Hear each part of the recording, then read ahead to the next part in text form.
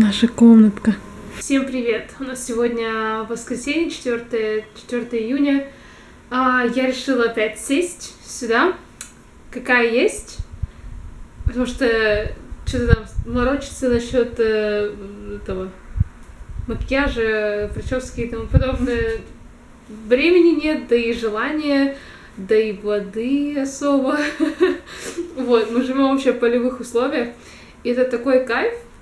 Знаете, потому вчера я не спала до 6 утра, 5:30 было, 5:36, когда я сказала, что окей, птички поют, цветают, значит все нормально, значит я живая. У нас какие-то непонятные дикие кошки ходят, одна и та же кошка, но за ней еще какие-то парочка непонятных приходит товарищ. Я не понимаю, то ли она пытается попасть в дом прям постоянно. Первую ночь она попала в дом, потому что мы оставили открытыми окна и думали, что ну вот сейчас ветерок получим. Ветерок. Я думала, все, капец. Первая ночь, и я умру в первую же ночь. Отлично. Потому что настолько было много шума, когда она залезала через эти все жалюзи и тому подобное. Я думала, все, капец. Я думала, какой-то это волк, тигр, у меня столько было предположений, кто это лезет нам в окно, это вообще. Ну а что, вообще я не про то хотела рассказать. Я специально села на этот фон, специально села сюда Кстати, самая, наверное, светлая комната, поэтому даже это хорошо. А просто насчет того, что я еще не выложила ни одно видео после переезда, считай, потому что я их не могу еще пока что обработать. Вы это смотрите, наверное, я не знаю, через неделю, как я это снимаю. И я уже вижу, да, все эти негативные комментарии, там, насчет того, как мы живем, где мы теперь живем и тому подобное.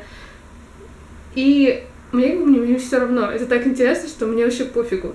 И важное сообщение, поэтому хотела убедиться, что я записываю. И я знаю, что сейчас будут, там, знаете, комментарии и тому подобное.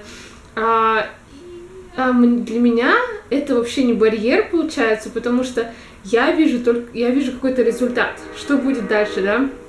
То есть сейчас, да, тяжело без бегущей холодной горячей воды, тяжело без стен, тяжело без плиты.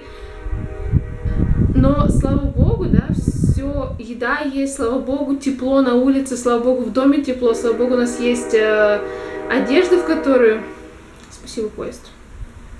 Одежда, в которую можно переодеваться каждый день. Что есть здоровье, что есть машина, что есть работа. И мы знаем, что сейчас эти комментарии, да, потому что мы так живем. А потом, когда мы, не знаю, год, дом огромный, поэтому хрен знает, когда мы его закончим, но через год, полтора, да мне не важно, через 5 лет мы можем обернуться и посмотреть то, чего мы достигли, того, что мы добились.